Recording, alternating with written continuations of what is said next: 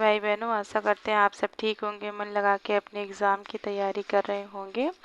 तो ये एसएसटी की प्रीवियस ईयर के क्वेश्चन हैं जो कि हर एग्ज़ाम जहाँ पर भी एसएसटी पूछी जाती है वो काम आएंगे ये मतलब question.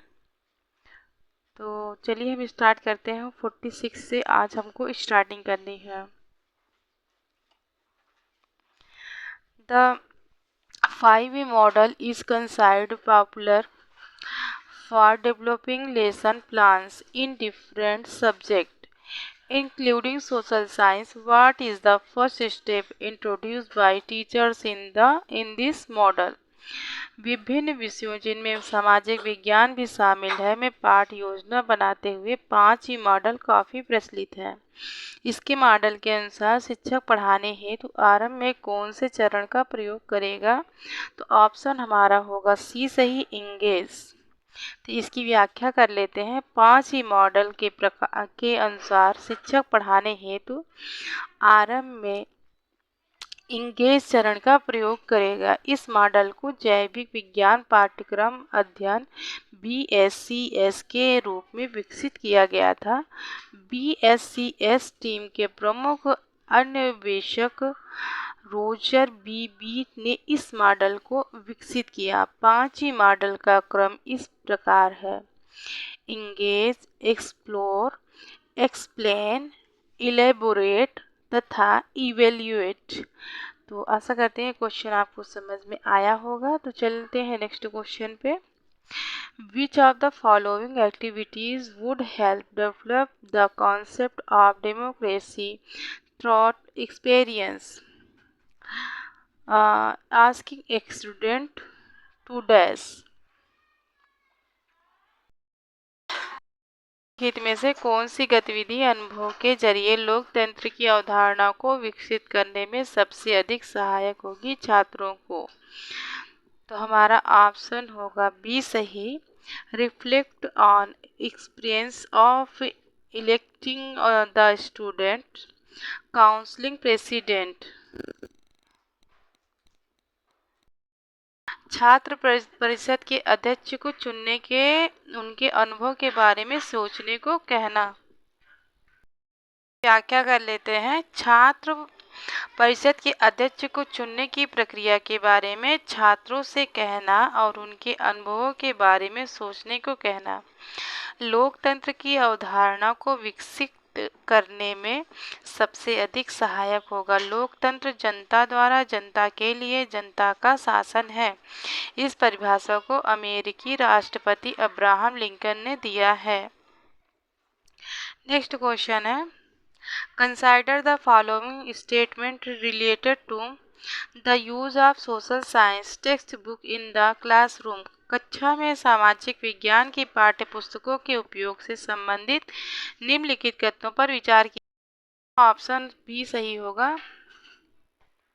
Learners should be encouraged to go beyond the textbook and to read from various other sources. अधिगमकर्ताओं को पाठ्यपुस्तक से परे जाकर तथा अन्य विभिन्न स्रोतों से पढ़ने के लिए प्रोत्साहित करना चाहिए। और टीबी ऑप्शन हमारा सही है।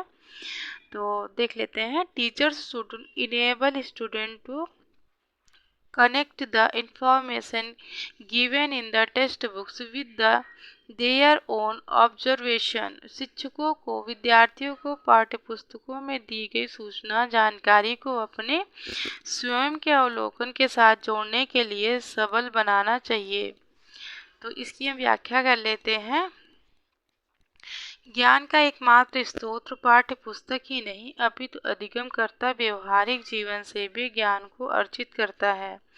ऐतिहासिक स्थलों के भ्रमण से ज्ञान अर्जन होता है। आधुनिक तकनीक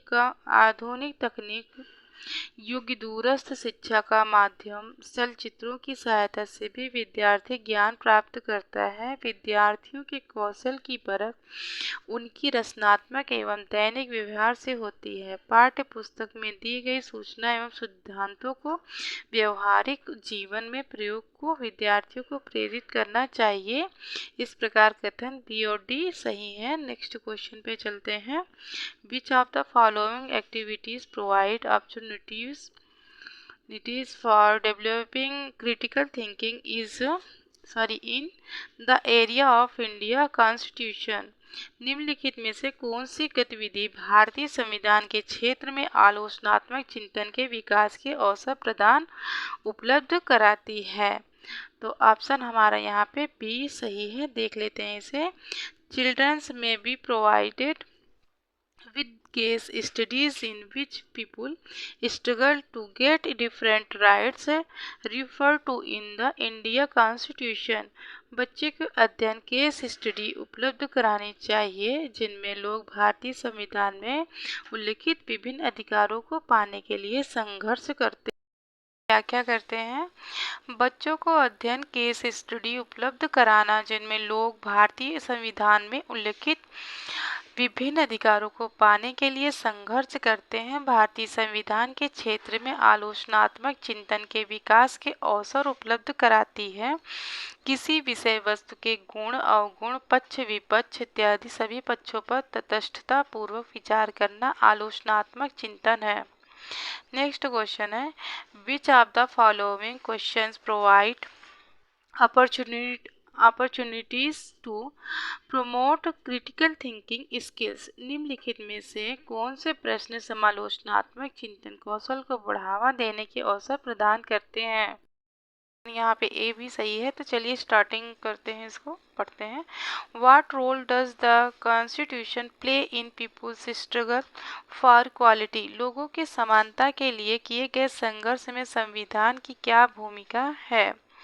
सी ऑप्शन भी सही है। Who benefits maximum in the production process of making a shirt? एक कमीज बनाने की प्रक्रिया में किसे सबसे अधिक लाभ मिलता है? तो इसकी व्याख्या कर लेते हैं। ऑप्शन हमारा डी यहाँ पे सही है। ए सी ओनली यहाँ पे सही थे। दिए गए प्रश्नों में लोगों के समानता के लिए किए गए संघर्ष में संविधान की क्या भूमिका है और एक कमीज बनाने की प्रक्रिया में किसे सबसे अधिक लाभ मिलता है, समालोचनात्मक चिंतन कौशल को बढ़ावा देने के अवसर उपलब्ध करते हैं। समालोचनात्मक चिंतन में व्यक्ति चीज़ों को खुले दिमाग तथा समभाव से देखता है। समभाव यानी एक बराबर की नज़र से देखता है। चिंतन एक संज्ञानात्मक प्रक्रिया है। नेक्स्ट क्वेश्चन है। A teacher wishes to help elementary stage students to understand election held recently in her state. She wants a student to see this as a component of democratic process. Which of the source would be appropriate for this? प्रारंभिक स्तर के विद्यार्थी हाल ही में राज्य में हुए चुनाव को समझ सके उसके लिए एक शिक्षिका सहायता करना चाहती है। वह चाहती है कि विद्यार्थी इसे लोकतांत्रिक प्रक्रिया के तत्व के रूप में देखें। कौन सा स्रोत इसके लिए उपयुक्त होंगे? तो हमारा ऑप्शन ए, यहाँ पे हमारा ऑप्शन ए सही है। News clips counting the details of election result of the state। राज्य के चुनाव परिणामों के विवरण वाली समाचार क्लिप। नेक्स्ट हमारा ऑप्शन सी भी सही है। Video records of election process made available in YouTube. चुनाव प्रक्रियाओं के वीडियो रिकॉर्ड यूट्यूब पर उपलब्ध कराना। तो हमारा ऑप्शन डी सही है, जिसमें ए सी सही है। तो इसकी हम व्याख्या कर लेते हैं। हाल ही में राज्य में हुए चुनाव को समझाने एवं विद्यार्थियों को इसे लोकतांत्रिक प्रक्रिया के तत्व के रूप में दिखाने के लिए शिक्षिका विद्यार्थियों को राज्य के चुनाव परिणामों की विवरण वाली समाचार क्लिप और विद्यार्थियों को चुनाव प्रक्रियाओं के वीडियो रिकॉर्ड यूट्यूब पर उपलब्ध कराना सबसे उपयुक्त स्रोत रहेगा। ध्यातव्य है कि भारतीय संविधान के भाग 15 में अनुच्छेद 324 से 329 तक निर्वाचन से संबंधित प्रावधान किए गए हैं। नेक्स्ट क्वेश्चन है, Which of the following option is are most relevant for promoting social science in elementary schools? सामाजिक विज्ञान को प्रारंभिक विद्यालय में बढ़ावा देने के लिए निम्नलिखित विकल्पों में से कौन से विकल्प सही हैं? तो हमारा सही होगा ऑप्शन बी। तो हमारा ऑप्शन सही होगा B. Emphasize social science help in laying the foundation for an analytical and creative mind.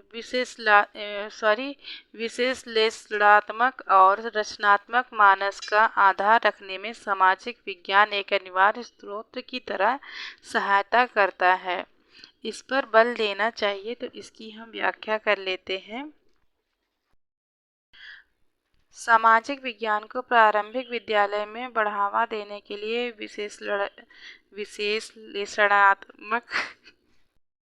सामाजिक विज्ञान को प्रारंभिक विद्यालय में बढ़ावा देने के लिए विश्लेषणात्मक और रचनात्मक मानस का आधार रखने में सामाजिक विज्ञान एक अनिवार्य स्रोत की तरह सहायता करता है।